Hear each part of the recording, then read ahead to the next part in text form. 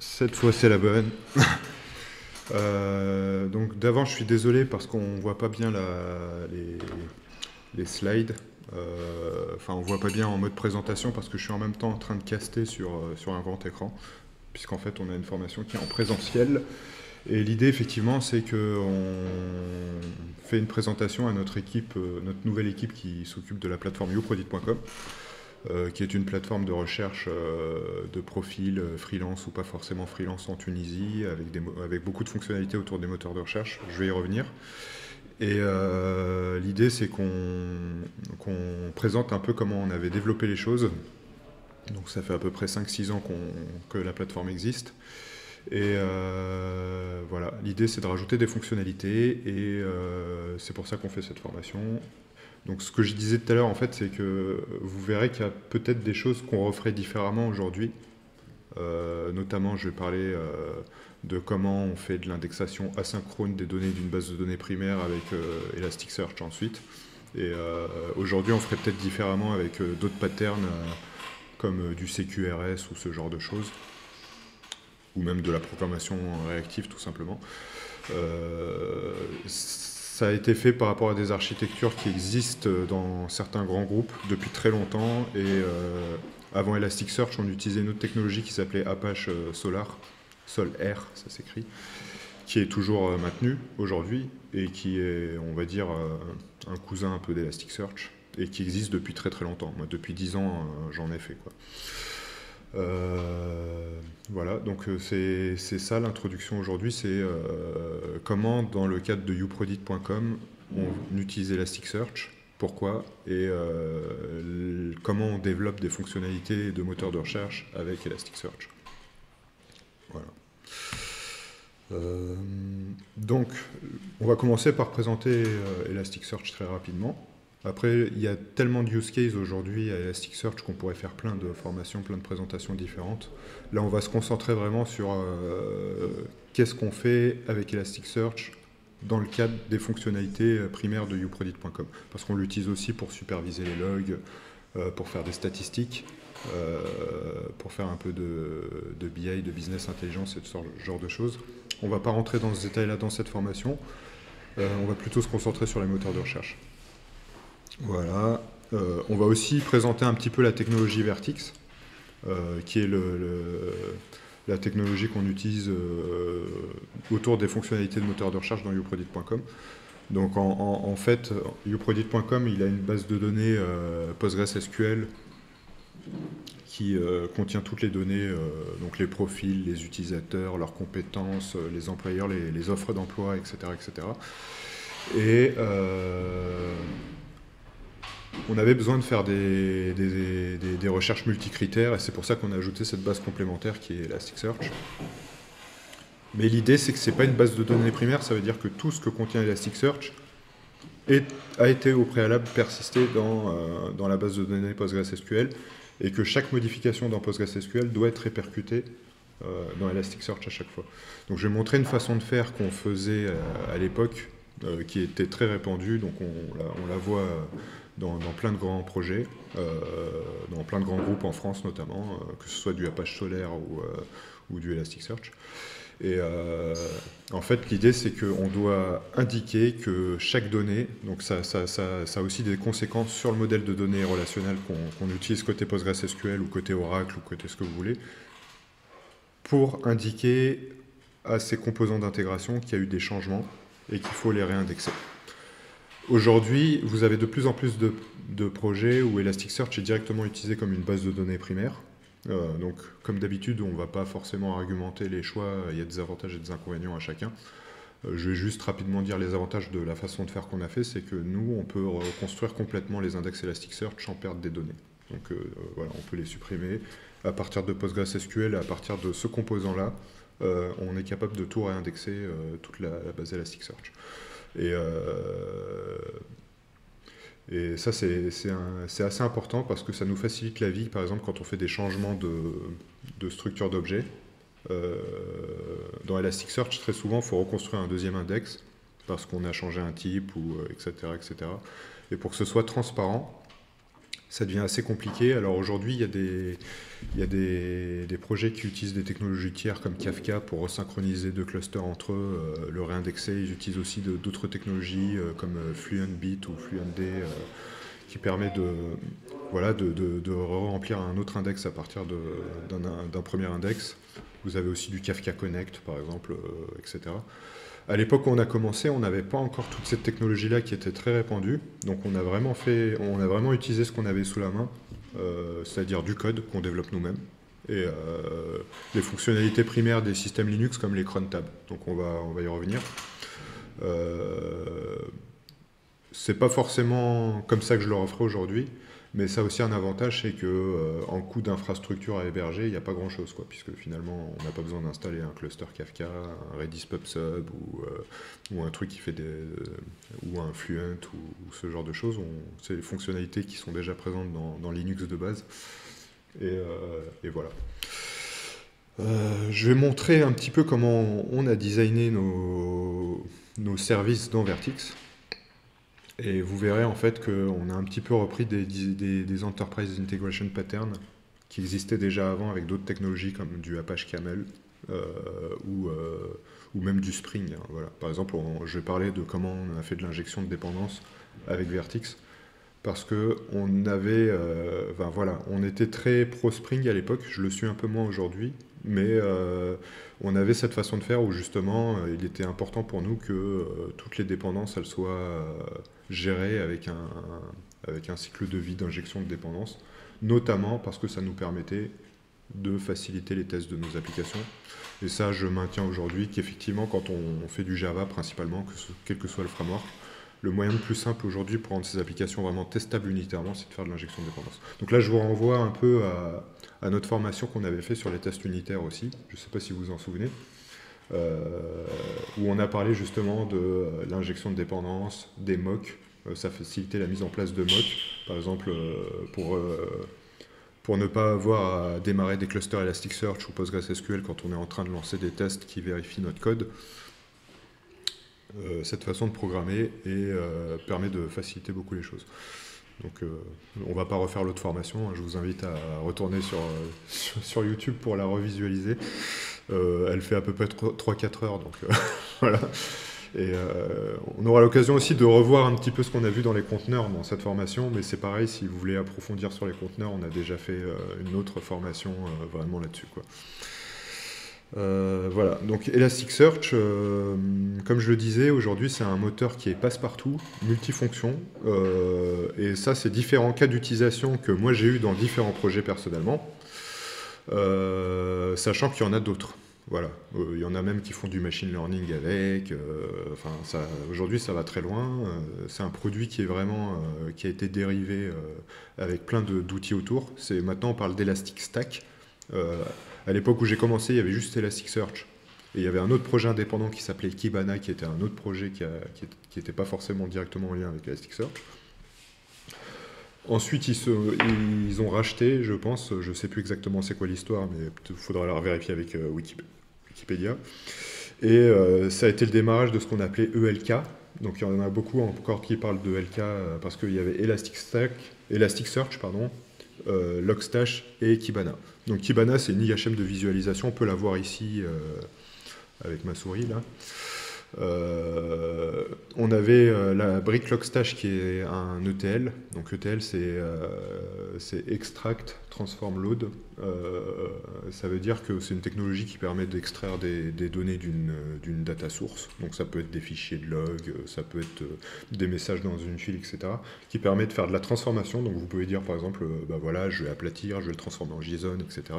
Et c'était très pratique pour avoir des choses qui sont exploitables dans Elasticsearch. Je vais y revenir, mais si vos documents, parce qu'en fait c'est des documents JSON qu'on indexe, sont assez bien formatés, c'est plus facile après de faire des requêtes pour faire des statistiques, d'agréger, de faire des recherches de corrélation, par exemple de dire voilà je veux tous les logs qui sont associés à une transaction, etc. Et ensuite vous aviez cette IHM pour visualiser, donc ça a été la première stack. Ensuite ils ont fait d'autres outils, ils ont vraiment dérivé et fait beaucoup d'outils, notamment les bits. Donc il y a différents bits, metric bits, file bits, etc. entre autres. et c'est devenu Elasticstack. Alors pourquoi ils ont fait d'autres outils pour collecter des données sur vos machines? C'est que finalement, Logstash, c'est un gros cluster en Java 2TL qui est assez gourmand. Et à un moment donné, ça devenait trop lourd que chaque machine, par exemple, le use case le plus répandu d'Elastic à un moment donné, c'était d'aller lire les fichiers de log de vos Tomcat, de vos Apache, etc. et d'enregistrer les logs dans Elasticsearch pour ensuite pouvoir dire, bah voilà, je veux avoir une IHM pour chercher mes logs. J'ai un exemple ici, hein. Par exemple, on a des logs de Uprodit. Ça va charger. Tac. Alors évidemment, il faut que je recaste. À chaque fois, il va falloir que je change de cast. C'est pas grave.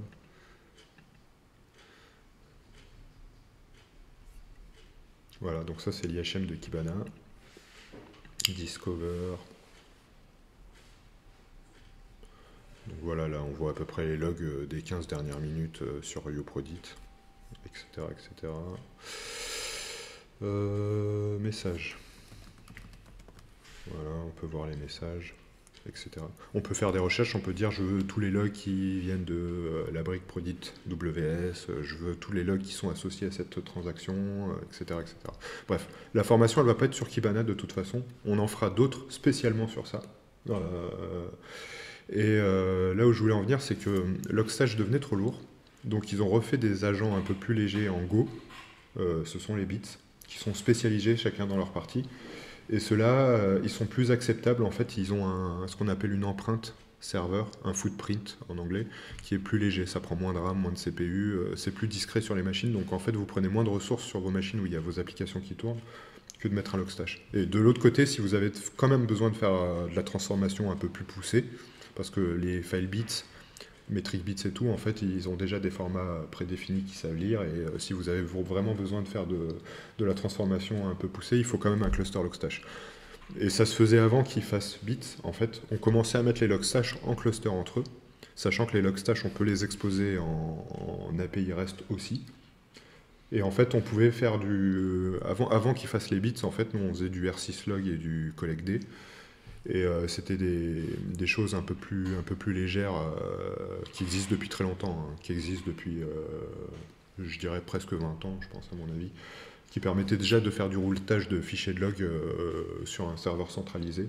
Parce qu'en fait, mettre des logs dans une base de données, ça fait plus de 20 ans que ça existe. Voilà.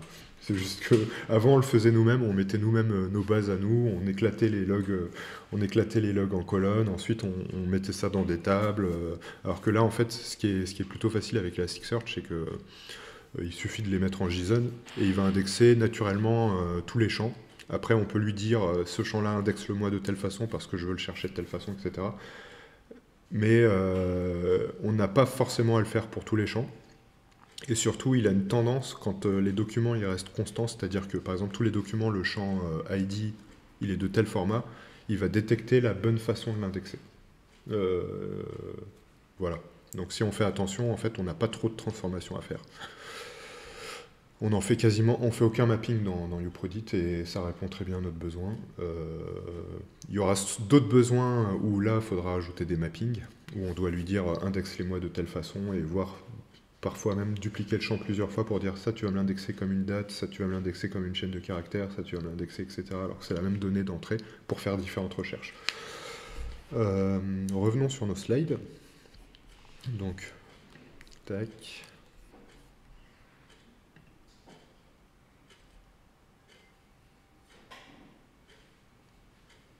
C'est un peu lent, hein, je suis désolé, mais en fait, on est en train de projeter en même temps sur un écran. Donc, à chaque fois que je change, il faut que je recaste, parce que l'application que j'utilisais pour mirrorer mon écran, elle fonctionne pas bien. Alors, on attend que ça reprojette. Un peu du mal. Ouais, fail.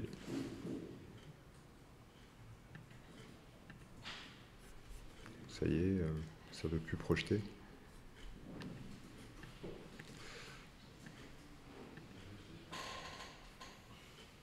Voilà, c'est reparti.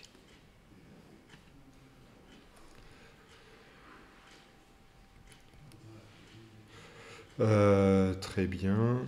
Donc on en était là. Donc ici, on a un florilège de différents projets qu'on a fait. Je présentais à l'instant Kibana. Il y a une autre IHM open source qui avait été développée, qui s'appelait Grafana, qui à la base était un fork. Donc pareil, l'avantage de Grafana, c'est qu'aujourd'hui, il est capable de gérer plusieurs data sources. Donc il est capable de gérer Elasticsearch et d'autres bases de données de type série temporelle, time series, etc. Donc, en train Si tu de... castes avec desktop, ça marche pas mieux pour pas avoir changé de switch à chaque fois? Non, on a essayé. Ça marchait pas? Non. Ok. Donc du coup, je suis désolé pour le bruit. Voilà. Ok, on attend que ça se calme un peu.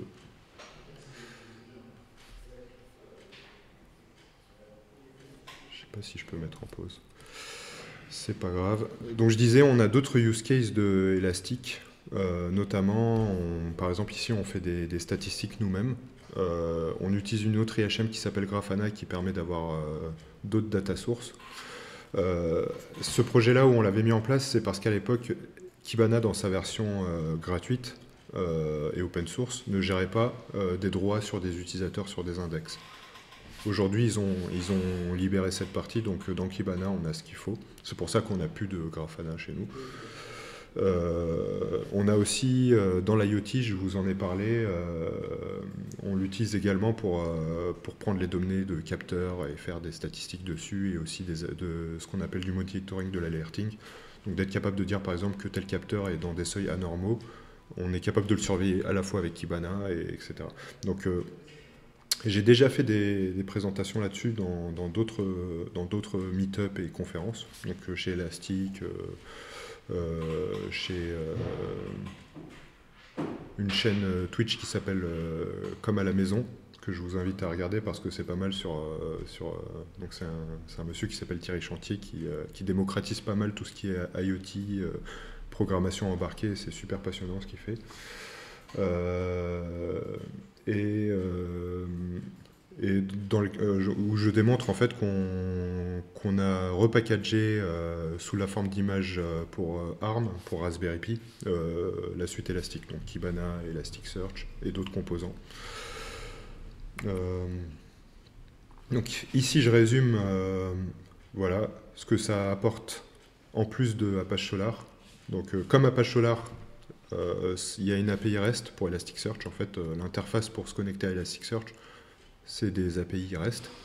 À l'époque, on pouvait aussi en Java se connecter avec ce qu'on appelait le protocole transport, qui est un protocole TCP, mais aujourd'hui c'est déprécié et c'est prévu d'être enlevé dans les prochaines versions.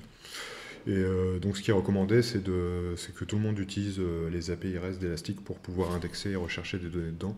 Alors il y a une raison, c'est que finalement c'est plus facile à maintenir. En fait, c'est ce qui permet de rendre Elasticsearch compatible avec tous les langages. C'est que c'est du HTTP en fait, finalement. Donc tout le monde sait faire ça aujourd'hui. Et ça permet d'éviter d'avoir à maintenir N clients TCP. Ça a aussi quelques inconvénients, mais il y a de plus en plus de bases de données NoSQL qui déprécient les protocoles qui sont pas trop standards, qui reposent sur du TCP et qui sont plus trop standards. Donc aujourd'hui, on va trouver de plus en plus de bases de données qui ont des API REST, qui ont du gRPC, du protobuf et ce genre de choses, ou des protocoles comme AMQP, par exemple, pour certaines files de messages. Voilà. Donc c'est ce que ça a en plus par rapport à Apache Solar, ça se prononce, c'est que y a une détection de mapping naturel, ce que je vous ai dit. En fait, si vous envoyez des documents, plusieurs documents dans un paquet, en fait, il va détecter la façon de les indexer et vous n'avez pas besoin de dire ça c'est un entier, ça c'est un string, ça c'est une date, ça c'est machin. Il va le détecter dynamiquement, là où avec Solar, vous étiez obligé de dire tel champ c'est tel truc, tel champ c'est tel truc. Il y a quand même beaucoup de personnes qui recommandent de définir tous les mappings pour être sûr qu'on ne plante pas un index. Parce que, en fait, quand on rajoute un document qui n'a plus exactement le même format, on est capable de faire planter l'index, en fait. Il y a une meilleure scalabilité aussi, c'est-à-dire que, en fait, Solar et Elasticsearch, tous les deux, ils reposent sur le même moteur de recherche full text qui s'appelle Apache Lucene et qui était pas prévu pour être mis en haute dispo, etc. Donc ils ont travaillé, Solaire aussi, sur je peux mettre différents clusters qui se répartissent des sous-ensembles des données qui sont indexées et qui sont capables de faire du clustering, c'est-à-dire de faire de la recherche répartie sur plusieurs serveurs. Donc il y a une règle, comme toute base de données hautement distribuée, c'est que vous avez toujours 2 tiers des nœuds, enfin la moitié des nœuds plus un nœud qui contiennent 100% des données. C'est ce qu'on appelle le coefficient de réplication ou le replication factor. Voilà. Ici, on revoit un peu l'architecture de uprodict.com. Donc pour rappel, enfin tout le monde n'est pas au courant, mais uprodict.com c'est assez classique. Vous avez une interface web développée en Spring MVC avec du Teamleaf et des frameworks JavaScript. Donc aujourd'hui c'est principalement du Bootstrap, du jQuery parce que ça a été fait il y a 6 ans. Potentiellement on va introduire d'autres frameworks un peu plus modernes comme Vue.js ou React.js, on ne sait pas encore. Pour l'instant on garde à peu près le même socle techno, juste on met à jour nos frameworks. Donc c'est ce que je disais dans notre précédente tentative, c'est que on a commencé avec des vieilles versions de Spring, de Vertex, de Elasticsearch. On a commencé avec Elasticsearch 1.7, on a commencé avec Vertex 2, on a commencé avec Spring 3, je crois, Spring 2 ou Spring 3 en XML. Même s'il y a des trucs, même si on continue de maintenir le code, on essaye de rester à jour. Aujourd'hui, on est en Elasticsearch 7.15. On va migrer PostgreSQL dans la dernière version, qui est la version 13 ou 14, je ne sais plus. Spring, on est dans l'avant-dernière version. Vertex, on est dans la toute dernière version depuis la semaine dernière. Donc on reste à jour sur les frameworks. Par contre, on ne redéveloppe pas forcément tout. On était en Java 7 au début, on est passé en Java 8, on est en train de passer en Java 11. C'est Gadoul qui est en train de travailler sur cette partie. On va passer en Java 17. Voilà, en fait, on fait une double migration. Et comme je montrais, en fait, historiquement, on avait cette brique-là qui s'appelle ProdictWS, qui est une API RESTful standard qui donne accès aux données de Postgres. On avait l'IHM, et quand on a ajouté cette couche de moteur de recherche, on a ajouté ce composant en Vertex. Voilà. Donc on a choisi cette technologie pas forcément pour les bonnes raisons au début, mais ça nous a apporté beaucoup. C'est qu'en fait, moi je voulais tester un peu plus la partie architecture microservice. Il y a 5 ans, ça a commencé. Aujourd'hui, tout le monde dit je fais du microservice. Il y a 5 ans, c'était quelque chose. On présentait ça comme quelque chose de révolutionnaire où on pourrait scaler en fonction de. On ne serait pas obligé de scaler tout le monolithe si par exemple on a beaucoup de requêtes sur un service en particulier et pas sur l'ensemble de tous les services. C'est bien qu'il soit découpé en microservices parce que comme ça on peut faire de la scalabilité sur certaines portions en adéquation avec la volumétrie de charge, le volume de charge qu'on a dessus. Ça c'est ce qu'on disait au début. Aujourd'hui, quand on parle de microservices, on a un peu plus de... On a remis le métier au cœur du débat, si j'ose dire, avec les approches des DDD, architecture hexagonale, où on va dire qu'on fait ce qu'on appelle des bounded context. Donc en fait on découpe par métier, par zone de métier. Et en fait ça a du sens parce que finalement la charge suit. C'est-à-dire que si vous découpez bien vos microservices en bounded context métier, derrière forcément là où il y a plus besoin de scaler, ça suit. Voilà. Je vais rapidement montrer ce que ça implique au niveau modèle de données. Donc je vais charger PostgreSQL.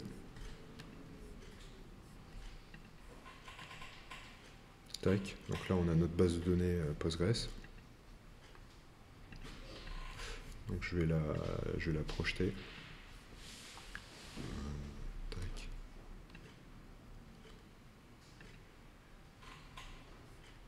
Voilà, donc je vais essayer de zoomer un peu pour que vous puissiez me voir. Voilà. Donc en fait, comme je disais, nous on a un modèle de données et qui existait déjà avant, et pour le rendre facilement, enfin pour arriver à indiquer à notre service, notre composant Vertix, qu'il faut réindexer des données, on a ajouté des tables qui disent tel ID de telle ressource, il est dans tel état, donc on a un indicateur RS Search qui dit qu'il est déjà indexé, il est à 0 quand l'index est passé, il est à 1 quand il faut le réindexer, et il est à -1 quand il faut le supprimer de l'index. Voilà. Donc derrière, en fait, à chaque fois qu'on va faire des mises à jour sur Prodit, et c'est pour ça que je disais qu'il y a des trucs qu'aujourd'hui on le fait un peu moins. Par exemple, là, on a pas mal de triggers PLPG SQL qui détectent qu'on a fait une mise à jour sur telle table et qui va mettre à jour cette autre table-là pour que derrière, on soit capable facilement de détecter quelles sont les ressources qu'il faut mettre à jour dans l'index. Donc on a un cron qui passe, qui appelle nos API Vertix pour lancer les réindexations. Voilà, donc ça c'est l'architecture aujourd'hui. Aujourd'hui, il y en a d'autres qui feraient, non, c'est pas grave, je considère que Elasticsearch est une projection, il faut que mes données soient des événements dans une file, dans un event store ou un Kafka ou quelque chose comme ça. Et après, derrière, je mets à jour mes différentes bases de données à partir de ce store d'événements. Donc, et on considère que chaque base, la façon qu'on a, les besoins différents de requêtes qu'on va avoir, par exemple, on a besoin de relationnel ici, on a besoin de moteurs de recherche ici, etc., sont des projections. Donc, je vous invite à aller voir le CQRS. En fait, on aurait pu utiliser cette architecture pour UProdit. Mais celle-ci tient quand même la route, elle remplit le besoin aujourd'hui, donc c'est pour ça que je vous la présente, parce qu'on va maintenir et on va continuer de travailler de cette façon-là pour l'instant, dans le cadre de ce projet. Et l'idée, c'est que quand vous avez déjà une table qui est remplie, avec des profils, avec des choses comme ça, il faut éviter d'être intrusif, notamment si votre table est déjà remplie. En fait, il faut éviter les alter tables. Si vous avez des grosses volumétries dans vos tables, rajouter des colonnes et mettre des valeurs par défaut dans ces colonnes, ça a un coût. Ça peut impliquer, sur certaines bases de données, des fois ça se passe pas bien. Je pense beaucoup à MySQL. Avec Postgres, historiquement, on a eu un peu moins de soucis. Par contre, effectivement, on essaye de garder cette philosophie que j'expliquais la dernière fois, qui est la philosophie RESTful. N'hésitez pas si vous avez des questions là-dessus, mais c'est de faire ce qu'on appelle de l'append only. Donc ça veut dire, si j'ai des choses à rajouter, je vais essayer de dénormaliser, je vais essayer de ne pas supprimer ou de modifier ou de faire de l'interruption de service. Voilà. Donc là, par exemple, il était plus pertinent de rajouter une deuxième table avec l'ID des ressources que j'ai envie de réindexer, avec les champs que j'ai envie de rajouter, plutôt que de modifier la table qui existait déjà. Dans la démo que je vais vous montrer tout à l'heure, comme c'est une démo, on a une seule table et on a la colonne RSSearch directement dans la table en question. Et on est capable de la mettre à jour. Et aussi parce que je voulais éviter les locks de la table principale, parce que si cette table-là, elle est lockée, c'est pas un drame pour le fonctionnement. Donc c'est pareil, quand vous allez rajouter des features, en général, donc là, il faut vraiment faire attention à ça, notamment les offres d'emploi ou ce genre de choses-là. La table d'indexation, il faudra faire une autre table à côté. Il faudra faire une table similaire à celle-là. Par exemple, vous en avez une pour les profils personnels, vous en avez une, je pense, pour les entreprises, vous en avez une pour les utilisateurs du chat, à chaque fois, d'accord? Et pour les offres d'emploi, il faudra faire la même chose. Les associations, je pense que je vais trouver une pour les utilisateurs du chat, normalement. Tes chats. Non, bon, c'est pas grave. Et en fait, derrière, pour simplifier les requêtes, c'est-à-dire que une fois qu'on a rajouté ces tables-là, parcourir plusieurs tables, c'est un peu coûteux en développement, mais en SQL, il y a des choses qui s'appellent les vues. Je ne sais pas si vous en avez entendu parler. Je sais pas si, dites-moi si vous avez déjà vu des vues, même en cours, etc. En fait, les vues, c'est des requêtes que vous présentez sous forme de table. Donc on a généralement deux types de vues. On avait les vues matérialisées et les vues dématérialisées. Et c'est une requête SQL. Et ensuite, vous dites cette requête-là, je vais l'exposer comme une table. Donc par exemple, si vous faites select champ 1, champ 2, champ 3, champ 4, qui est la jointure de 2 tables, parce qu'en fait, c'est ça qu'il faut faire, là, il faut faire des jointures. Au lieu de refaire la jointure à chaque fois, vous dites cette jointure-là, ça devient une vue. Et du coup, je vais faire ma requête. Et en fonction du type de vue que vous avez fait, si c'est une vue matérialisée, en fait, il va stocker comme s'il stockait dans une vraie table le résultat de la requête avec la jointure, et il va la rafraîchir à des fréquences qui sont configurables. Donc c'est plus rapide. Soit c'est une vue dématérialisée. En fait, à chaque fois que vous allez invoquer la vue, vous allez faire ça. Vous allez répéter la requête. D'accord ?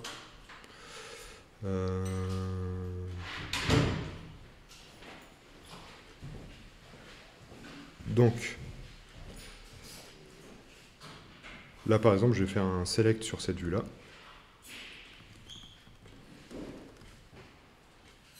From.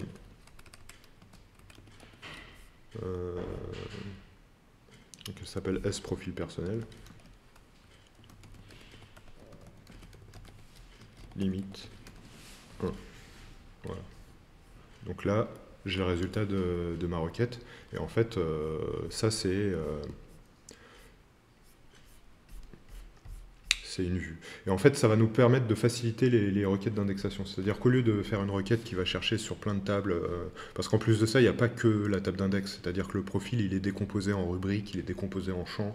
Ceux qui développent sur Prodit, ils sont bien au fait de ça. Il y a beaucoup de jointures à faire. Et en fait, cette vue-là, elle concentre toutes les informations importantes des profils que je dois réindexer. D'accord ? Alors, il faut que je remette mon... il s'est déconnecté apparemment mon deuxième écran. Tac. Alors.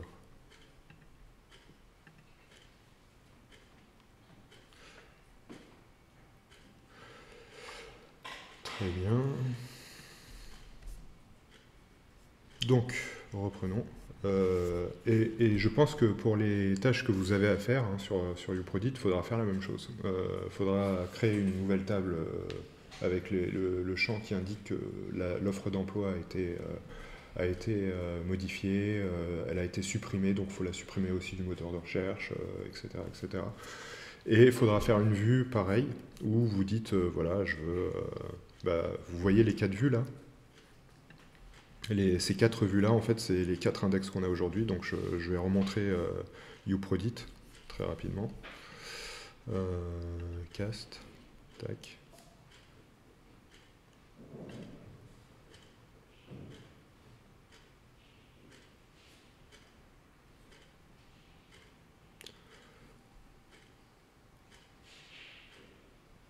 Ça prend toujours un peu de temps.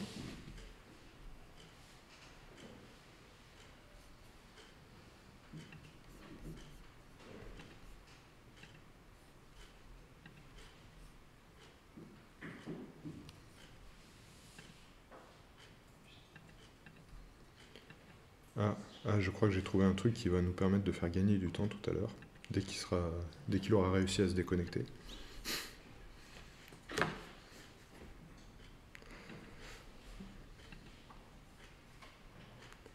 Donc là, je vais essayer de caster tout le desktop. Hop. Ouais, il n'arrive pas à se déconnecter.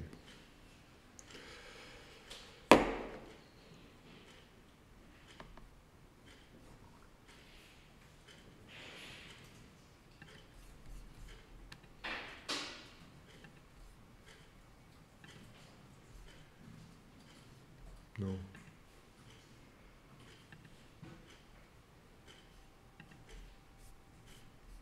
Hop. Hop. Non, ça marche pas, c'est pas grave. Donc je disais oui, revenons à nos trucs. Ici on a différents moteurs de recherche, par exemple on a le moteur de recherche des freelances, donc avec différentes fonctionnalités, donc on a déjà des spécialités toutes prêtes.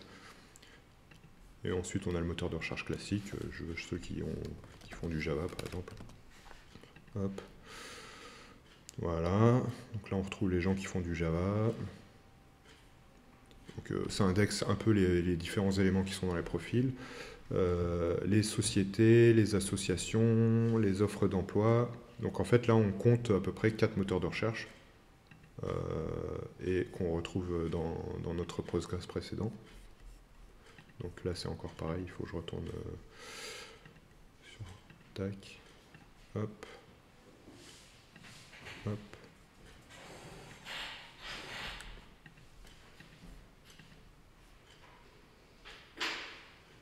Voilà, et donc c'est pour ça qu'on va retrouver ces quatre vues-là. Si je reviens sur mes slides, donc, hop, comment je change de... Ah oui, non c'est bon en fait. En fait là j'ai trouvé le moyen de ne plus avoir à me déconnecter, de me reconnecter. Donc parfait. Donc, je disais... voilà, ce qu'il faut retenir de tout ça, et c'est très important, c'est peut-être même la partie la plus importante, c'est de comprendre comment ça marche derrière, et après l'implémentation, c'est du détail. C'est que les données sont dans Postgres. Il faut rajouter, quand on a besoin de les indexer dans Elasticsearch, ce qu'il faut pour permettre d'indiquer que la donnée a été mise à jour, la donnée a été supprimée, la donnée est déjà à jour dans Postgres. Ça va permettre à ce composant-là de rechercher dans les vues qu'on vient de voir toutes les données qui sont à réindexer, donc toutes celles qui ont la colonne RS Search à 1, et toutes les données qui ont été supprimées, la colonne qui est à RS Search à -1. Voilà. Et toutes celles qui sont à 0, elles sont filtrées. Les requêtes deviennent très simples, on va le voir dans la démo de tout à l'heure, parce que on a fait ce qu'il faut avec des vues et des choses comme ça. Donc, tout à l'heure, je présentais youprodict.com. J'en profite du coup pour rappeler qu'on est en recherche de profils en stage, notamment de dernière année de cycle d'ingénieur en Tunisie, et que voilà, on est en train de refaire une V2 complète de YouProdict, et je pense qu'il y a des choses intéressantes à voir. Donc, si vous avez envie de participer à un challenge aussi. On a ouvert nos API en public.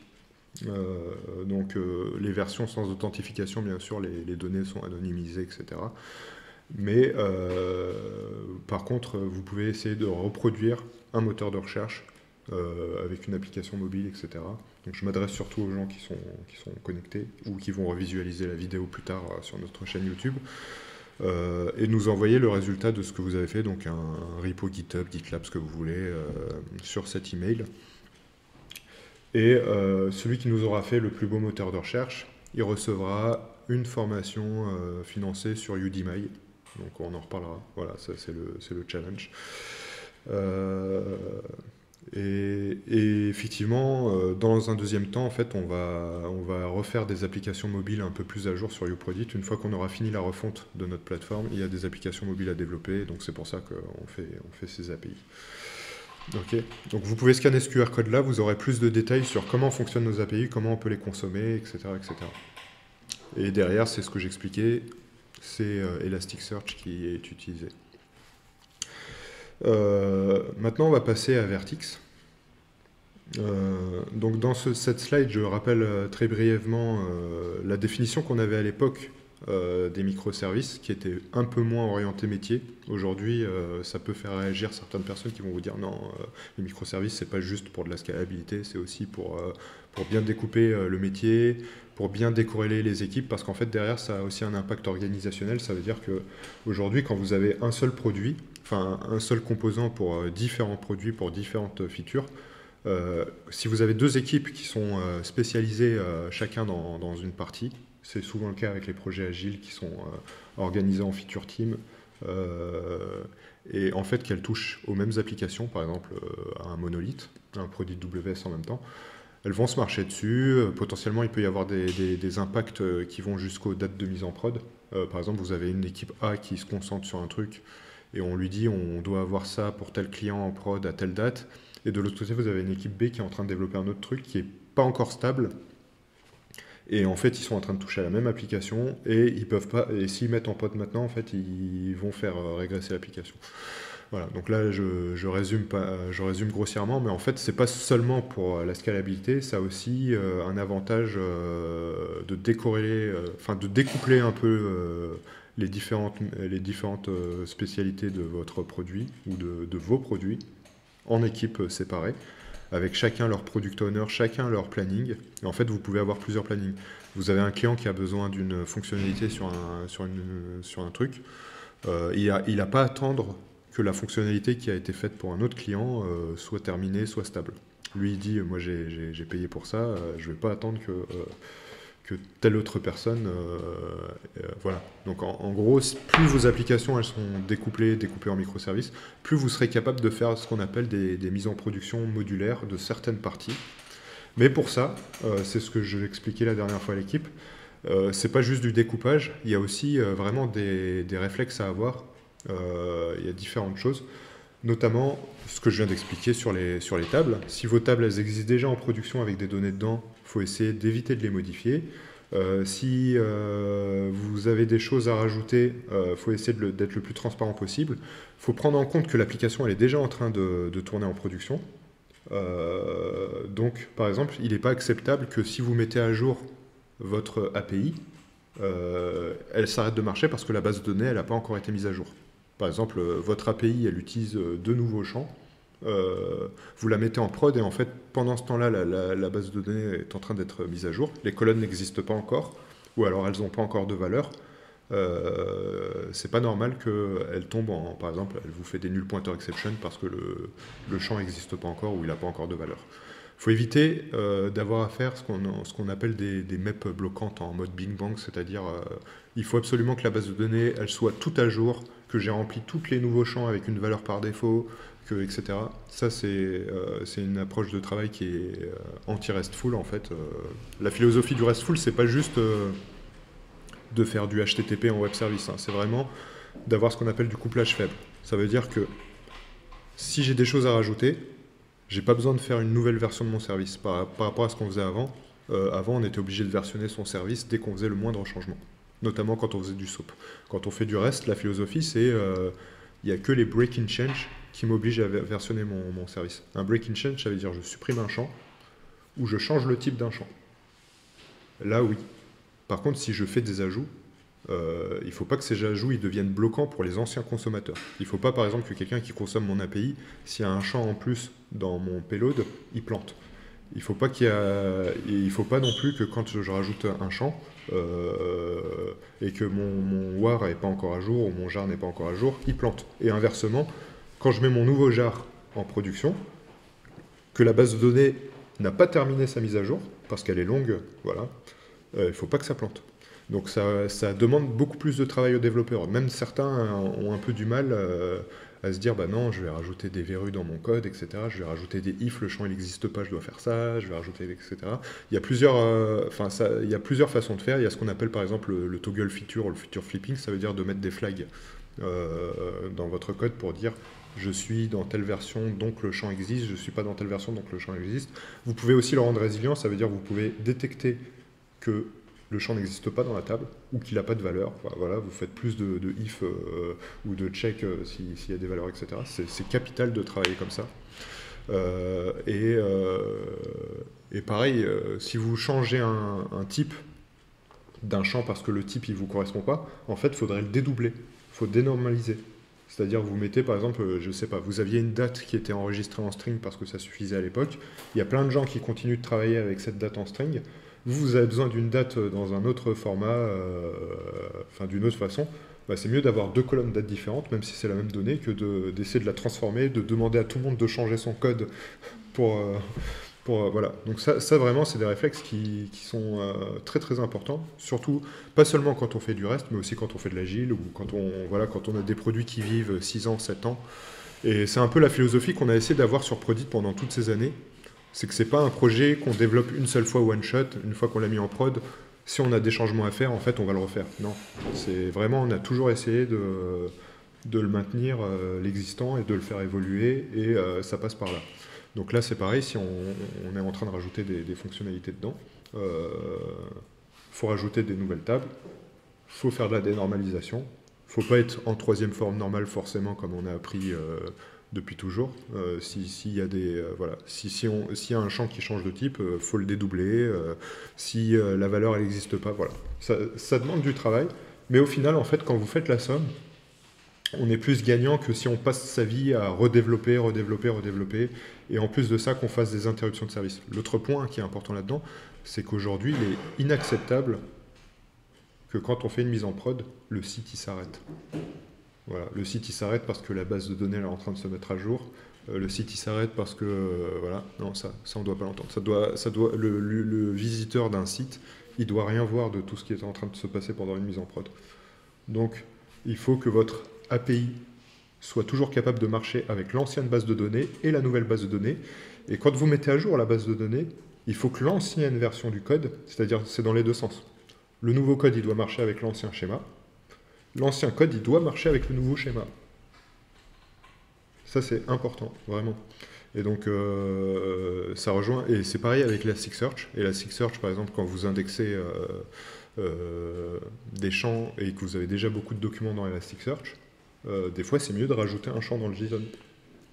Parce que, voilà, par exemple, on a eu le cas dans YouProdit, je vais vous montrer, où dans les offres d'emploi, on avait une date qui était stockée au format string.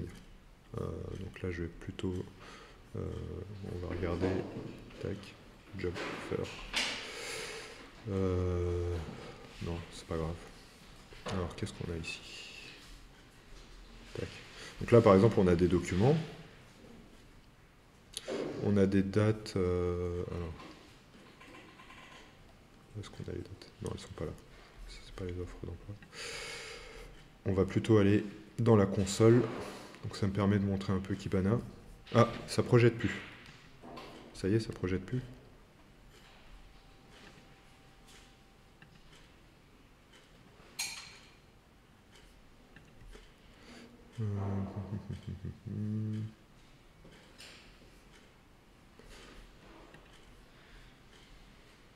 DevTools, voilà, on va aller ici plutôt.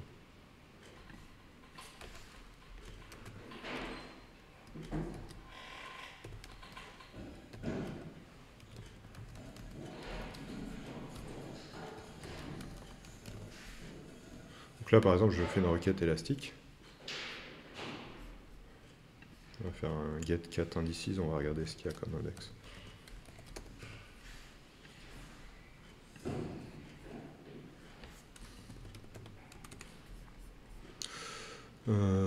Ouais, bon là je vois tout parce que je suis un utilisateur qui a tous les droits, mais...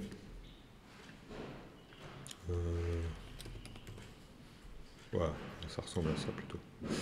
Elle ressemble à ça les offres d'emploi, c'est ça. Donc elles sont découpées par trimestre, en fait, on a des index par trimestre. Pour éviter justement que voilà, j'en accumule trop. Parce qu'en fait, on récupère les offres d'emploi de plein de sites à l'extérieur aussi. On ne va pas stocker toutes les offres d'emploi de toute la vie de tous les sites. Aujourd'hui, ça nous intéresse pas trop. Donc on les a découpées par trimestre, et quand il y a un trimestre qui est passé, en fait, on supprime le trimestre le plus ancien. C'est pour ça qu'on découpe comme ça. Alors, oui. Tac. Donc là, c'est exactement ce que je vous illustrais tout à l'heure. Par exemple, là, j'ai la même date. Ah, ça projette pas, c'est ça. Ah, Chromecast, franchement, c'est pas ça. Hein. Voilà, ça veut plus caster.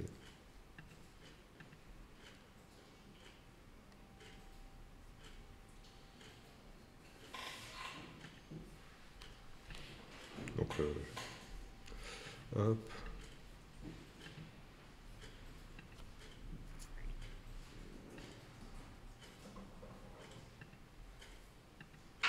Voilà, donc là je venais de faire une requête en fait sur cet index, donc une requête sans filtre, sans critères.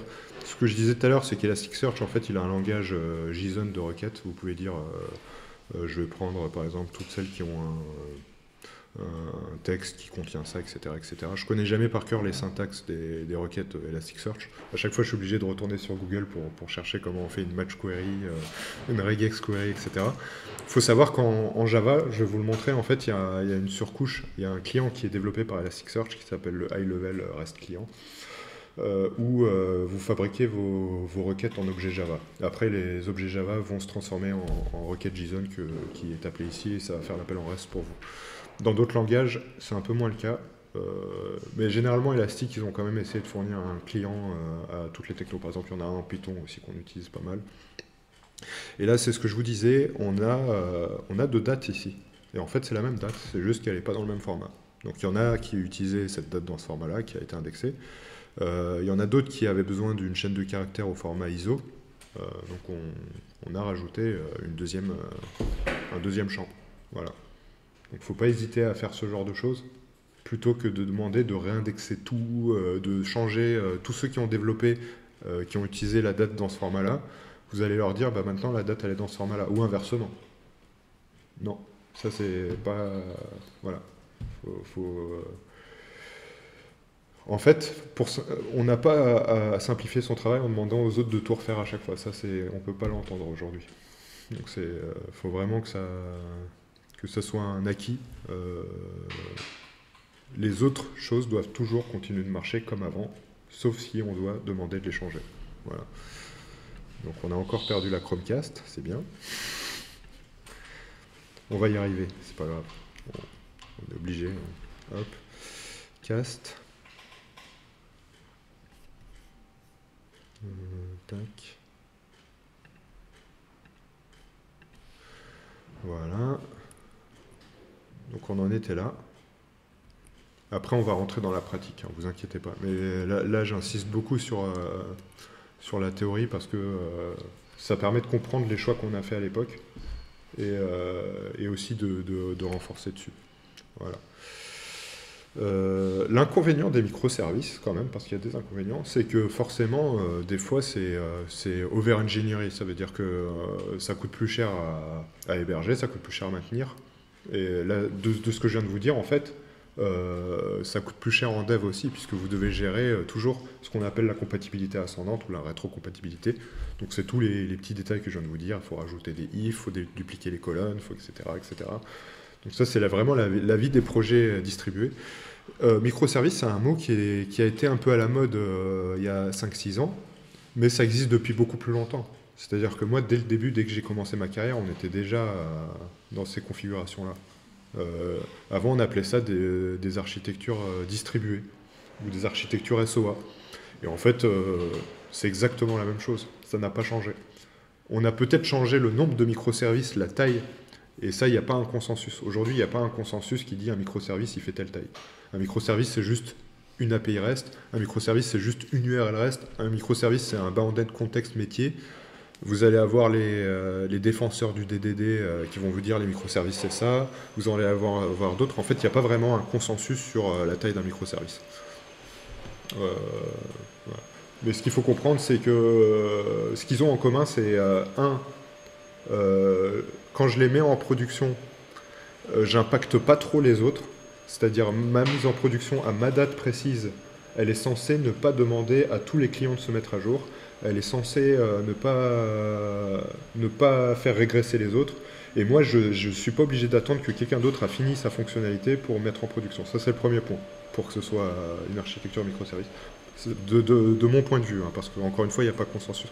Et le deuxième point de vue, c'est effectivement, si j'ai une montée en charge beaucoup plus importante sur cette partie-là que sur cette partie-là, j'ai pas à scaler l'ensemble. Il faut que je puisse être capable de dire je vais mettre 3 instances de cette partie et pas de cette partie. Ça, c'était la définition de base des microservices. Voilà, de ce qu'on disait il y a 5-6 ans.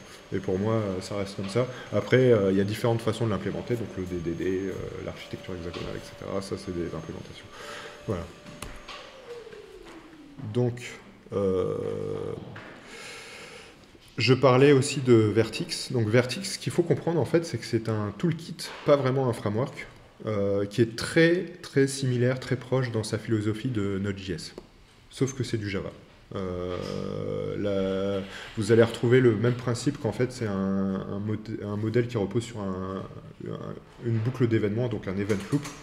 Un thread qui va manger des événements et qui est par définition pas vraiment monothreadé, mais il faut le considérer comme s'il était monothreadé.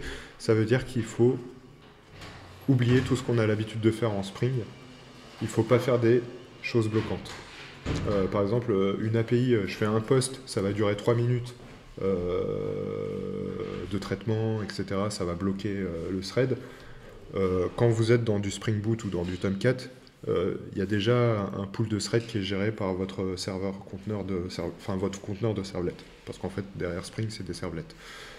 C'est un Tomcat qui est embarqué, ou un équivalent. Et en fait, ce qui va se passer, c'est qu'il va y avoir un pool de threads prédéfini qu'on peut tuner. Par exemple, ça, c'est plutôt les ops qui font ça en général, qui peuvent dire je veux traiter 10 ou 15 threads en même temps. Et derrière, c'est Tomcat qui va dire j'attends que tout le monde se termine pour terminer. Enfin, la programmation multithreading classique. Pour ceux qui ont fait du C ou du C++ ou des choses comme ça, on programmait comme ça de manière assez classique. Vertix ou Node, la philosophie par défaut, c'est plutôt de dire j'ai un process, je lui donne quelque chose à faire, et il me répondra plus tard. Et c'est pas moi j'attends pas un résultat en fait. Je lui dis va faire cette requête et renotifie-moi quand tu as terminé. D'accord? Donc par exemple, je vais essayer de schématiser, mais quand vous faites une API REST, je ne sais pas si le live il fonctionne encore en fait. Comment? D'accord. Ouais, si tu peux surveiller, ça m'arrange. Merci. Par exemple, quand vous faites une API REST, ça va même dans la façon de la repenser. C'est-à-dire qu'au lieu de dire je vais faire un get qui va faire 3 minutes de recherche ou je sais pas quoi, vous pouvez dire j'ai besoin de ce document.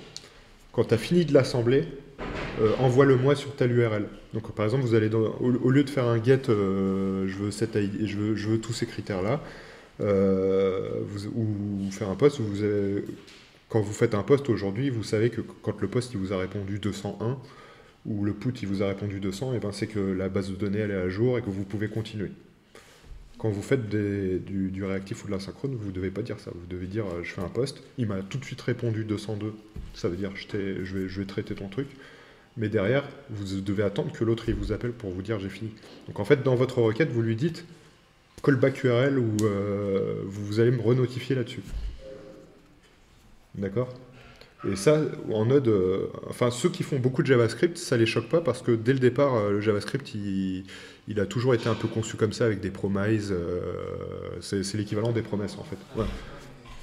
Comment, pardon? Ouais, c'est ça. Donc il y a plusieurs façons de traiter la synchrone, mais en gros c'est toujours un peu l'idée de la promesse. Même quand on fait des API, faut essayer de les penser comme ça. C'est-à-dire vous faites une API, elle prend un body, et dans le body vous lui dites quand j'ai terminé, vous allez me renotifier sur cette URL. Vous verrez que c'est pas exactement ce qu'on a fait sur Prodit, parce qu'encore une fois, Prodit c'est la première application Vertix qu'on a développée. Donc dès le départ on a vu qu'il fallait pas bloquer les threads. Et on a plutôt fait un système de... Il y a des services asynchrones et il y a des services synchrones. Il y a des cas où c'est à peu près acceptable que, par exemple, vous pouvez faire un get qui va vous renvoyer tout de suite la réponse parce que vous savez que derrière c'est assez performant et que ça ne va pas bloquer le thread pendant plusieurs secondes. En fait, il faut vraiment que ça, de l'ordre de 1 ou 2 secondes maximum, ça réponde. Quand vous avez Elasticsearch et que vous lui dites donne-moi cette recherche multicritère, vous savez qu'Elasticsearch il est tuné pour vous répondre rapidement. Donc, on a considéré que c'était acceptable que l'API de recherche que je vais afficher ici, search.uprodit.com. Donc ça, c'est notre... alors, je ne sais pas si la Chromecast, elle a compris qu'il fallait caster tout le workspace. Ah, attendez. Je vais mettre à jour.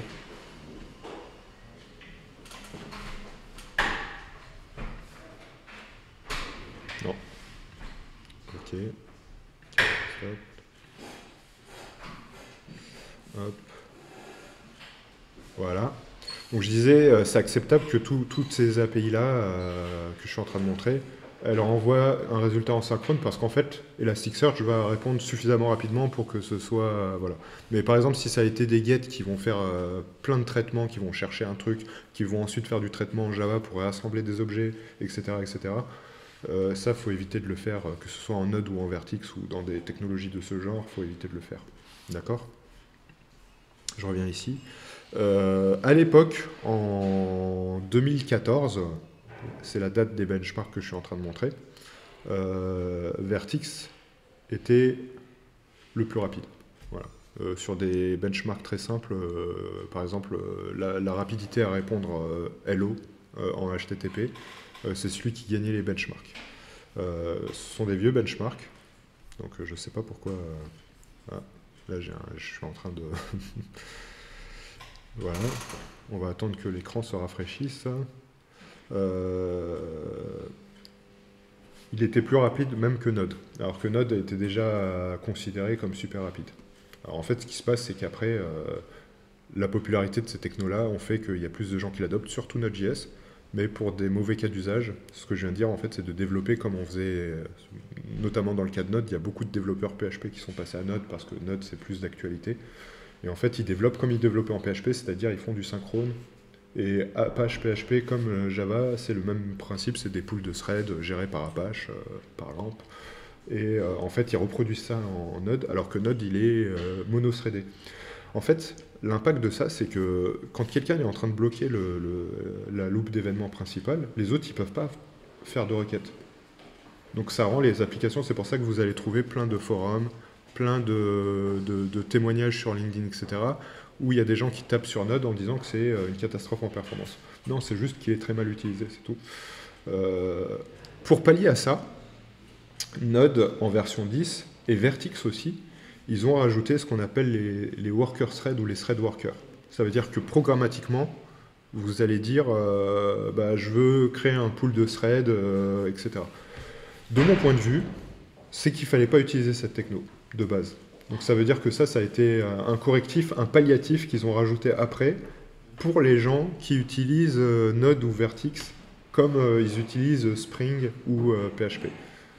Ça peut sauver la vie, hein, je comprends qu'ils l'ont fait, ça peut sauver la vie à certains projets de faire ça.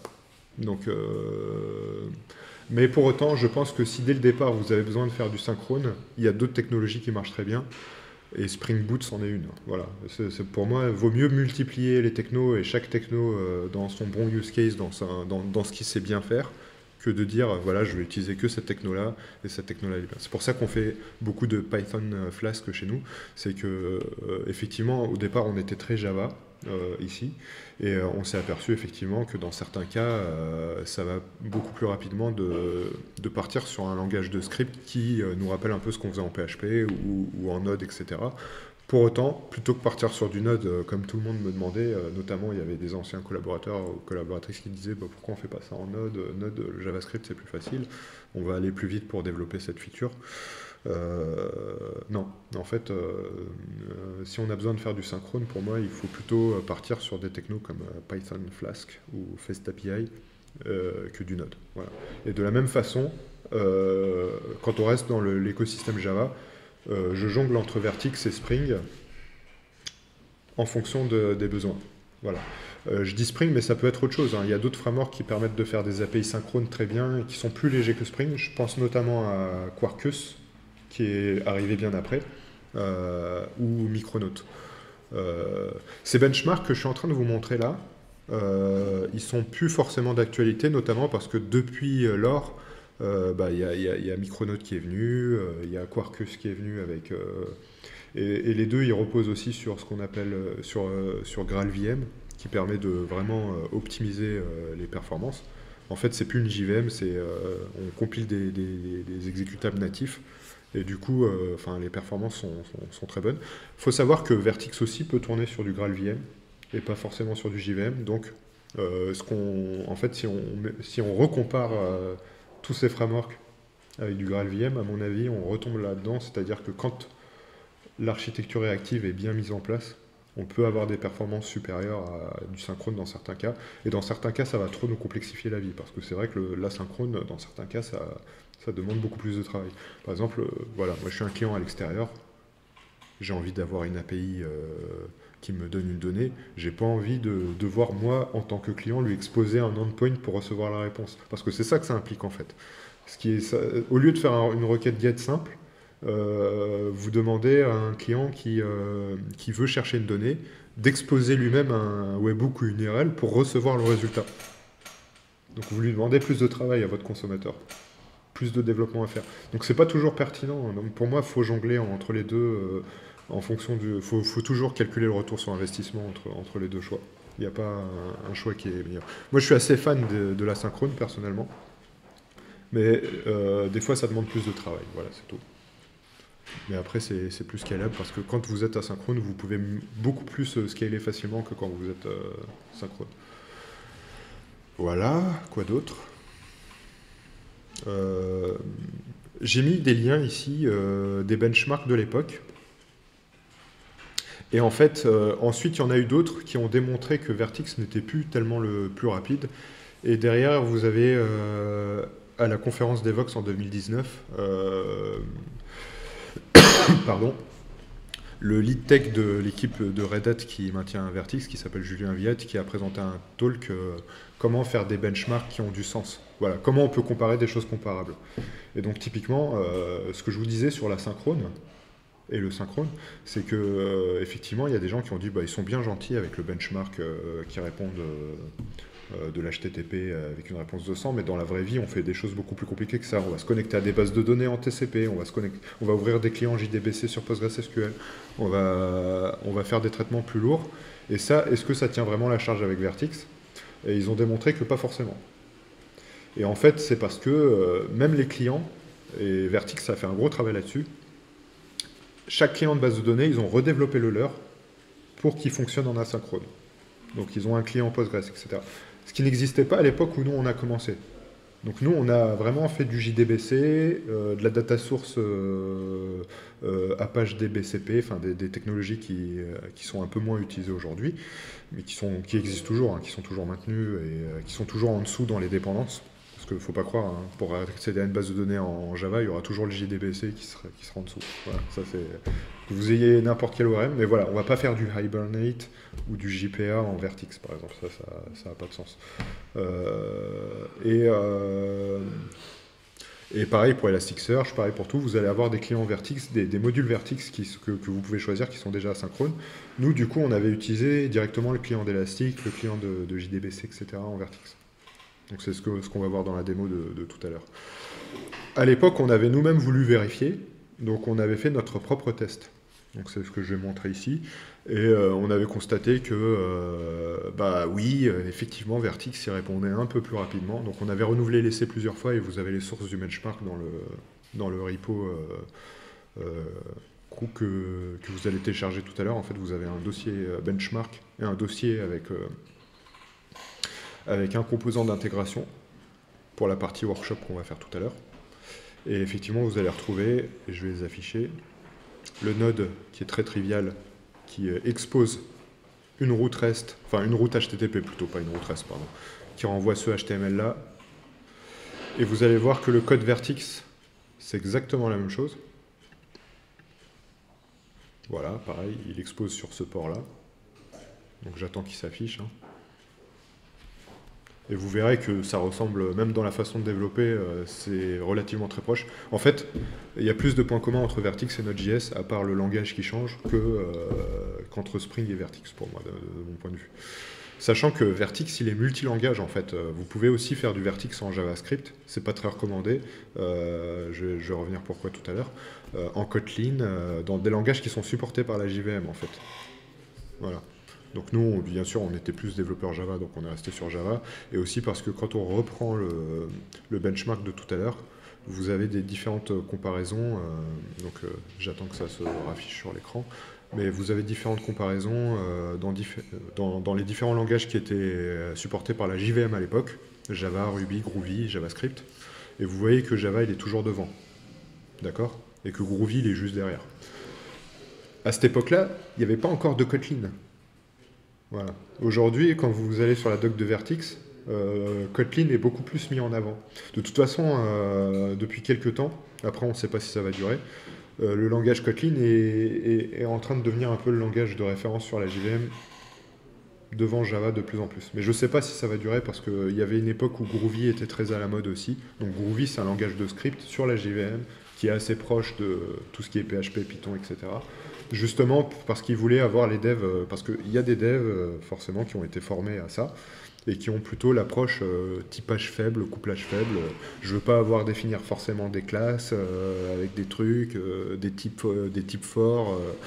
Donc c'est deux styles de programmation différentes, et donc le langage Groovy était un peu pensé pour ça, c'est-à-dire que des fois on veut un langage de script, ça va plus vite, comme Python, comme, etc., que devoir faire un modèle objet compliqué, etc. etc. Voilà. J'y reviens. Donc ça, très rapidement, c'est les dépendances qu'on peut mettre dans son Maven pour faire le truc de base en Vertex.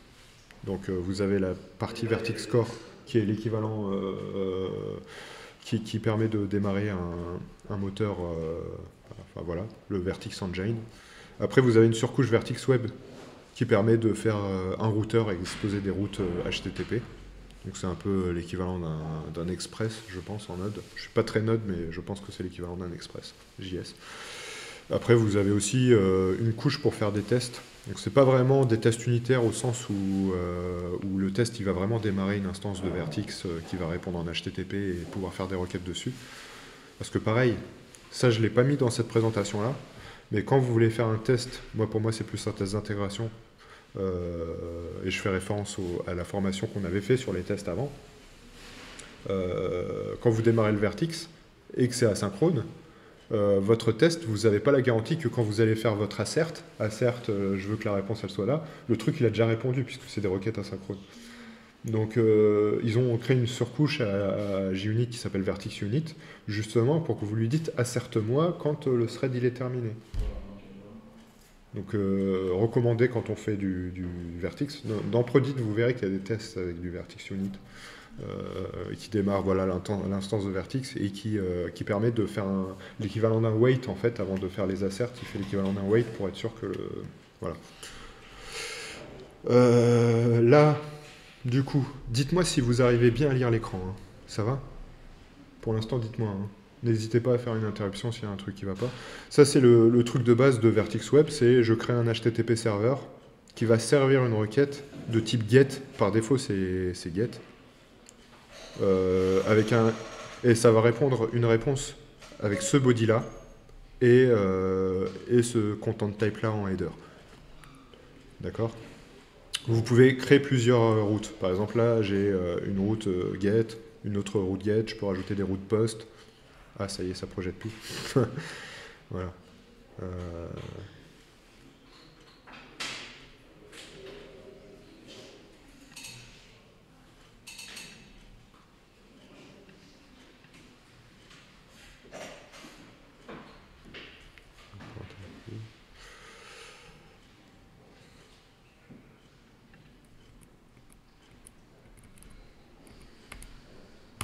Voilà. Donc j'attends que la Chromecast se mette à jour. Ici, vous avez voilà, un exemple où vous avez plusieurs routes. Donc je ne sais pas s'il y en a d'entre vous qui font du Node.js. Non, personne? Si, un peu? Personne? Voilà. Ben, ça ressemble pas mal. Hein. Enfin, si vous voyez, vous pouvez me le confirmer, hein, mais en Node aussi, on a tendance à faire des routeurs qui exposent des choses comme ça. Et c'est programmatiquement, contrairement à du Spring et du Tomcat, que vous dites, ensuite vous allez listen sur ce port-là. Voilà. C'est plus bas niveau. Ensuite, il y a quelque chose qu'on n'a pas trop utilisé sur Prodit, mais qui a été un peu le déclencheur de pourquoi Vertex et Node aussi, puisque Node, ils ont l'équivalent qui s'appelle l'émetteur, pour moi, qui sont des bus de messages, en fait, qui sont directement internes au toolkit. Donc vous n'avez pas besoin d'installer un Kafka, un Redis PubSub, etc. Vous avez déjà en interne des fils de messages, et ça s'appelle l'Eventbus en Vertex, et ça s'appelle l'émetteur en Node. Donc là, vous voyez dans l'exemple qu'ici, il va send un message, et que derrière, vous avez un handler qui va souscrire à l'Eventbus, au channel de l'Eventbus, pour dire, dès que j'ai reçu, je fais ça.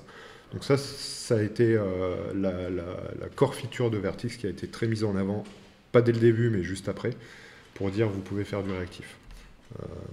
On a encore perdu la Chromecast. Mais on va survivre. Hein. On va survivre à cette formation. On va prendre le temps qu'il faut, hein, c'est très important. Et en fait, aujourd'hui, on l'utilise de moins en moins de mon sentiment parce que ce truc-là ne scale pas bien. Je m'explique. En fait, quand vous êtes dans le même code, quand vous êtes dans le même verticle, ou quand vous êtes dans plusieurs verticles qui sont dans le même processus Java, donc la même JVM, le même jar qui démarre, oui, ça marche correctement, mais il ne faut pas le remplir, parce que si vous le remplissez, en fait, vous perdez des messages. Et si vous travaillez de manière avec des processus séparés, notamment quand on fait de la conteneurisation, voilà, mon service, en fait, finalement, c'est un conteneur que je vais mettre sur un Kubernetes ou que je vais, qui ne sont pas forcément sur les mêmes machines virtuelles, etc. Ça marche pas très bien. Ils ont fait quelque chose, une surcouche Hazelcast, donc pour faire du clustering entre les event bus de différents process JVM, pour que si j'envoie quelque chose ici, un autre process JVM le reçoit. Mais très vite, on perd des messages. Ça je l'ai eu à grosse volumétrie, on perd des messages. C'est là que, à mon avis, à partir d'une certaine taille, il vaut mieux partir sur quelque chose comme Kafka, ou Pulsar, ou quelque chose comme ça. Notamment parce que il n'y a pas de persistance. Donc si vous perdez le message, vous le perdez pour de bon, alors que Kafka, vous pouvez le rejouer. Il y a très peu d'outils pour faire de la statistique. Par exemple, dans Kafka, vous avez des métriques qui permettent de vous dire que vous êtes en retard dans la consommation des fils. Dans Kafka, vous avez ce qu'on appelle le lag. D'ailleurs, je vais remettre le slide que je mettais au début. Mais ce dashboard-là qu'on voit ici, qui va s'afficher dans quelques secondes, il suffit d'attendre un peu. Qu'on attend qu'il... On patiente. Voilà. Donc je disais, cet écran-là qu'on voit un petit peu en petit, en fait c'est les courbes justement de retard de consommation que je mesurais, qu'on indexait dans Elasticsearch aussi, pour savoir s'il fallait rajouter des consommateurs des fils de messages. Et ça, avec juste l'event bus de base ou l'event muter, vous êtes un peu pauvre dans ce genre d'outils. Donc en fait, ça va être très pratique parce que vous n'avez pas à installer des clusters, des choses comme ça. Mais pour moi, si vous avez vraiment l'intention de faire une architecture asynchrone basée sur de l'event sourcing ou de l'event driven, il vaut mieux avoir en entrée, en périphérie, vous avez toujours des routes HTTP parce que on évite d'exposer ça à l'extérieur.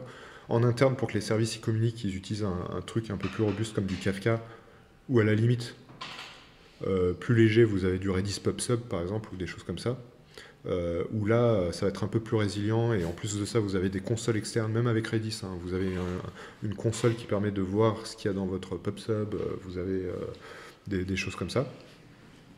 Et dans votre processus, effectivement, pour éviter de bloquer le thread, alors il faut que je remette ce passage-là, vous pouvez déléguer des tâches à d'autres verticles dans le même process avec l'event bus. Mais voilà, je n'utiliserai pas personnellement l'event bus comme broker de messages distribué pour plusieurs processus JVM. Je l'utiliserai vraiment en interne quand j'ai pas envie de passer par une file, parce que je sais que de toute façon, il y a déjà une file principale où il y a l'événement principal que je peux rejouer. Donc de toute façon, voilà, même si la transaction elle s'est arrêtée au milieu, j'ai pas besoin de dupliquer plein de fils pour rejouer à certains endroits, je peux rejouer toute la transaction. Là, ça peut avoir du sens. Mais comme seul outil de broker de messages, je pense que c'est trop faible. Comme les émetteurs en node, pour les mêmes raisons pour moi. Là, cette slide-là, alors j'ai raté celle-là, mais oui, comme je disais tout à l'heure, même dans un seul process Java, donc là par exemple on a un verticle qui start, je peux déployer d'autres classes verticles. C'est-à-dire que je peux avoir un verticle principal qui va déployer d'autres verticles, et les verticles entre eux dans le même code Java, dans le même jar, dans le même truc, peuvent communiquer au lieu de communiquer de manière synchrone, comme quand vous appelez une fonction, etc. Là, ça a du sens de faire du bus, de l'event bus. Parce que de toute façon, vous allez répéter la requête. Même si vous n'avez pas un broker de message en amont, par exemple, si vous exposez la tâche avec une route HTTP, derrière, que cette route HTTP, elle délègue à d'autres verticles le travail avec un event bus, de toute façon, le client, s'il n'a pas eu sa réponse, il peut renvoyer la requête HTTP. Voilà. Donc vraiment, je ne vais pas trop passer plus de temps dessus parce que les architectures distribuées résilientes avec le rejeu, avec tout, Ça peut durer des jours, ça peut même durer des années, hein. Il y a des années de vécu, avec à chaque fois des avantages et des inconvénients. C'est passionnant, mais voilà. On peut durer toute la journée dessus facilement. Là, c'est pour démarrer un verticle. Donc il y a deux moyens principaux. Soit vous installez Vertix comme node. Donc vous avez une commande, vous avez un bin, enfin c'est pas vraiment un binaire, c'est un Java, et vous avez une commande run et vous lui dites run-moi mon verticle.java comme quand vous faites du node, mon node.js. Soit, ça c'est la méthode un peu plus à la mode, on va dire, un peu plus répartie. Je vais m'expliquer pourquoi, parce généralement elle a plus de sens. Vous fabriquez un fadjar comme Spring Boot. D'ailleurs, ça existait avant Spring Boot. Et en fait, dans votre fadjar, vous dites qu'il y a une main class qui s'appelle launcher avec comme argument la classe de votre verticle principal. Donc ça, en fait, c'est dans un... On le verra tout à l'heure, mais c'est dans le pom.xml quand vous lui dites fabrique-moi un fadjar avec ça. Et après, vous faites un java-jar de votre truc. Ça a plus de sens quand vous faites des conteneurs. Voilà, quand vous faites des conteneurs et que vous buildez un conteneur immutable avec tout ce qu'il faut dedans pour qu'il démarre le process, ça sert à rien que votre conteneur il installe et Vertix et ensuite fait un Vertix run d'un point Java. Alors qu'en fait, vous pouvez directement builder le jar, mettre le jar dans votre conteneur et démarrer le jar, ça va beaucoup plus vite. Comme on fait sur Prodit. Voilà. Donc nous, on est plutôt sur la deuxième méthode. La première méthode, elle peut avoir un intérêt. On a eu un cas où c'était intéressant, c'est qu'en fait, on avait beaucoup de microservices, beaucoup de consumers. En fait, on faisait ça dans un autre projet avec du Kafka. Et on avait plein de consumers différents qui dépilaient des topics. Et on en avait une grosse partie sur les mêmes machines parce que notre infrastructure, elle était un peu à l'ancienne. Voilà, il n'y avait même pas de conteneur. Et en fait, à chaque fois, dans chaque jar, vous allez répéter le poids des classes, du class path de Vertix. Donc ça coûtait cher. En fait, finalement, Vertix, je ne sais plus combien il faisait, mais plusieurs centaines de mégas qui étaient répétés 50 fois pour 50 trucs différents. Donc là, on s'est dit, on va plutôt dans Maven dire que le Vertix, il est provided à l'extérieur. Et du coup, on installe Vertix une seule fois, et après, on dit de runner, voilà. Mais il n'y a pas que cette façon de faire là, on peut aussi dire qu'on a un jar commun dans le class path de tous les autres jars. Voilà. Ok. L'injection de dépendance. Donc là, je vous renvoie à notre formation sur les tests unitaires. Mais en gros, pour résumer, si on veut faire de l'injection de dépendance en Vertix, c'est possible en ajoutant d'autres libs externes.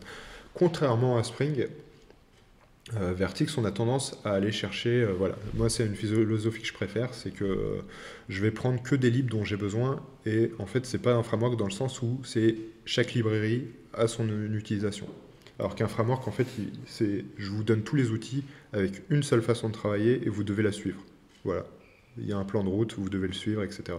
Vertix, en fait, il y a 150 000 façons. Il n'y a pas une vérité absolue. En fait, vous pouvez réutiliser ce principe d'injection de dépendance avec des bins comme on fait en Spring. Vous n'êtes pas obligé. Il y en a qui sont anti-injection de dépendance. Et donc, à chaque fois que vous avez besoin d'un truc, vous rajoutez une lib. Ce qu'il faut savoir, c'est que l'injection de dépendance, elle a été normalisée dans la norme J2E avec des annotations un peu standards qu'on utilise dans Prodit, mais qui ne sont pas forcément très utilisées par les gens qui font du Spring. C'est des annotations @inject, @singleton, etc.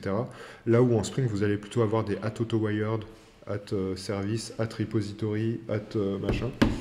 Et en fait, Spring est compatible avec les annotations du standard, mais les développeurs ont gardé l'habitude de prendre les annotations de Spring. C'est normal, c'est Spring qui a vraiment démocratisé ces design patterns. Ils existaient avant, mais c'est vraiment Spring qui a formé le plus de monde à cette façon de programmer sur le marché que d'autres technologies. Donc c'est pour ça que dans la tête des gens, l'injection de dépendance, c'est @autowired quand on fait du Java. Voilà. Mais en Vertix, du coup, quand on prend une lib qui suit un standard, et Google Just en est une. La première fois que j'ai fait une formation similaire, c'était en 2016. Et on utilisait, vous pouvez retrouver même les slides sur Internet, on utilisait HK2. D'accord ? Là, dans la slide qui suit, qui va s'afficher ici, c'est l'équivalent d'une classe de configuration dans Spring. Donc, pour les plus anciens, avant, on faisait des XML où on déclarait les bins et on injectait les bins les uns dans les autres. Pour ceux qui ont fait du Spring dès le départ.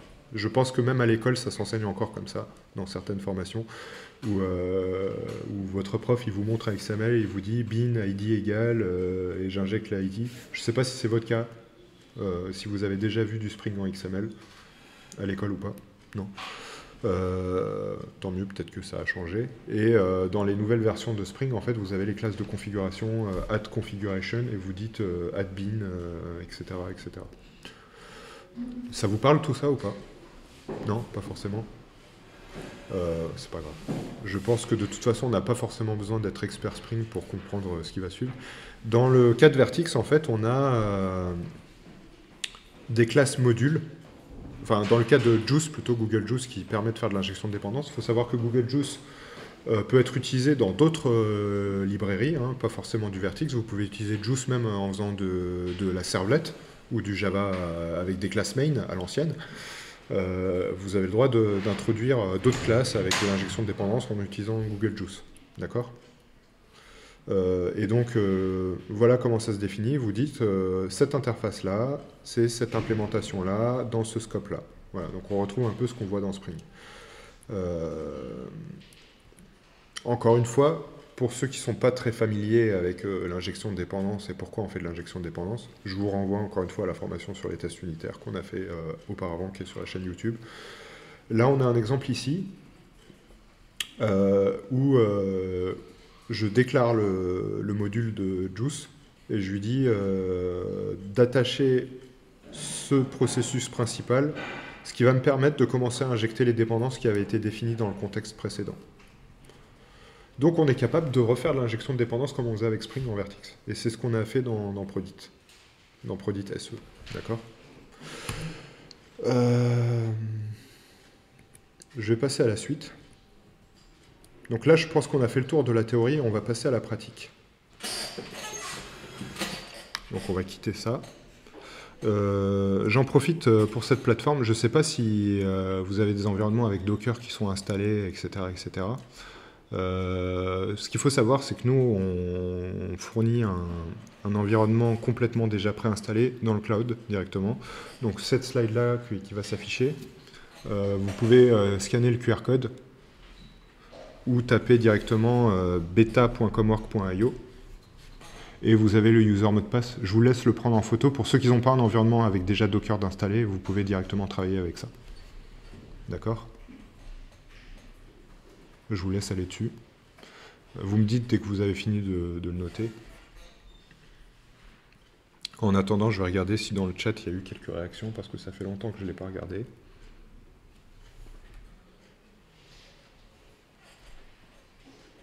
Alors, tac.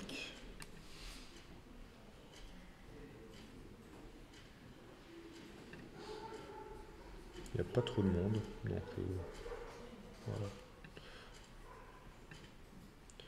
Ok. Ah si, il y a eu des commentaires de mon frère Anas. Ouais. Ah oui. Oui, en fait sur le stream on voit la caméra, donc on voit pas bien le QR code. Qu'est-ce que je peux faire pour ça? Je vais essayer de vous le mettre en petit écran, parce que je peux pas trop bouger le setup. Moi je suis pas un streamer pro, hein. Je suis désolé, ça se voit je pense. Ça se voit qu'on n'est pas pro dans le stream, c'est pas trop notre spécialité. Donc je vais afficher le QR code de l'autre côté. Voilà. En bougeant les slides comme ça.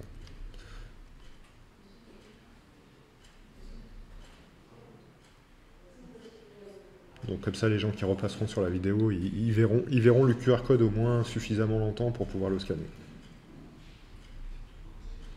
Voilà. Ok. Donc je remets mes slides comme avant. C'est bon, vous êtes connectés? D'accord.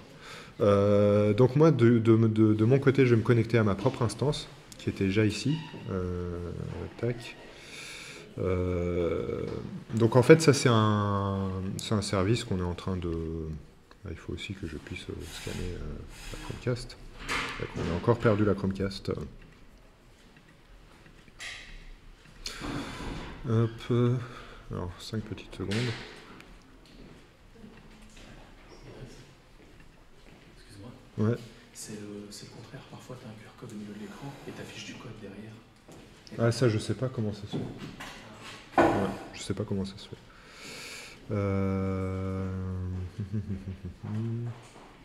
Tac. Living room display, Office TV. Non.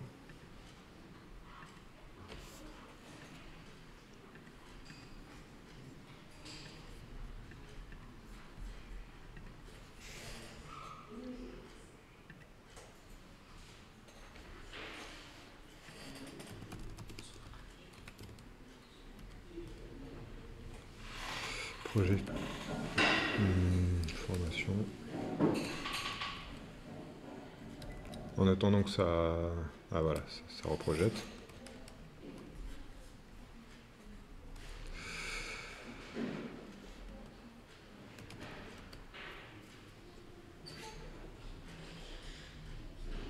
Je vois que le stream est un peu en retard.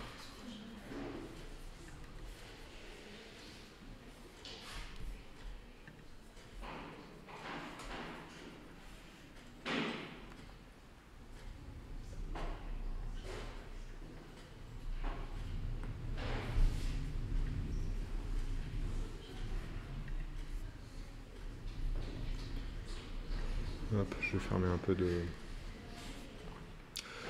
fenêtres. Hop, je vais me déconnecter ici.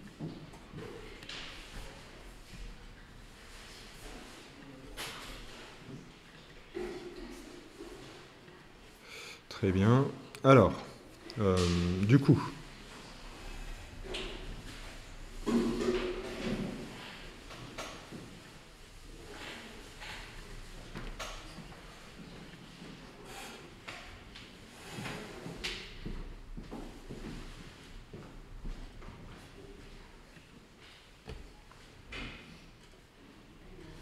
c'est bon.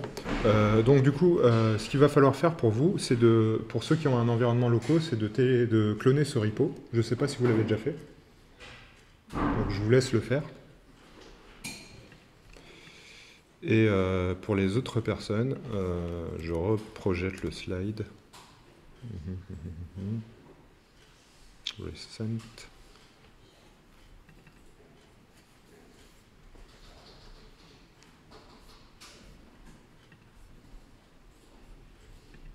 Diaporama. Voilà. Je laisse quelques petites secondes le temps de s'afficher. Et vous êtes déjà sur l'éditeur là, ça y est. D'accord. Donc,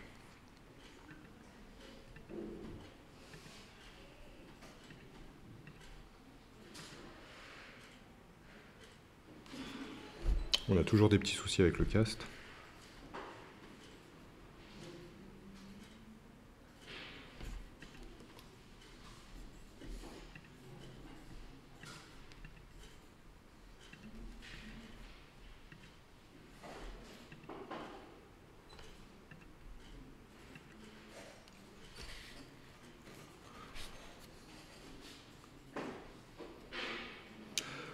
Faut être patient. Faut être patient. Voilà, c'est en train de se déconnecter.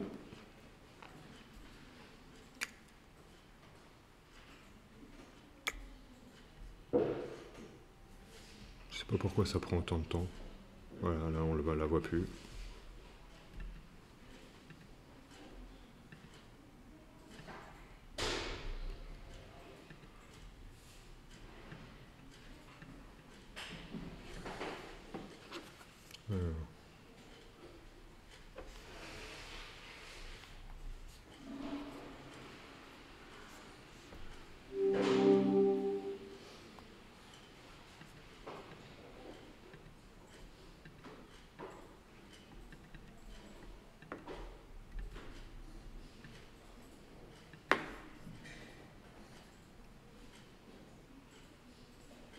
Ok. Donc là, le truc a perdu le signal HDMI carrément.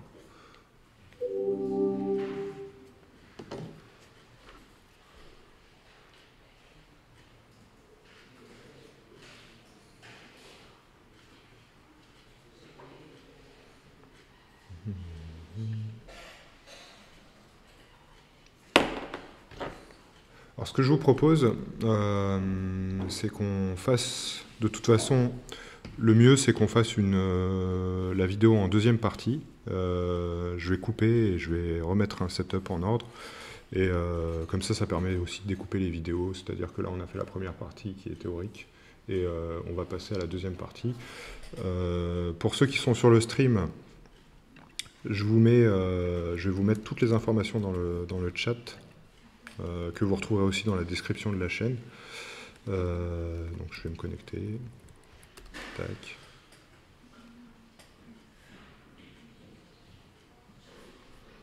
Donc voilà le repo. Voilà. Hop. Et on va s'arrêter là pour cette première partie. Et on se retrouve pour la deuxième partie, toujours sur cette même chaîne Twitch. Merci à tous. Voilà.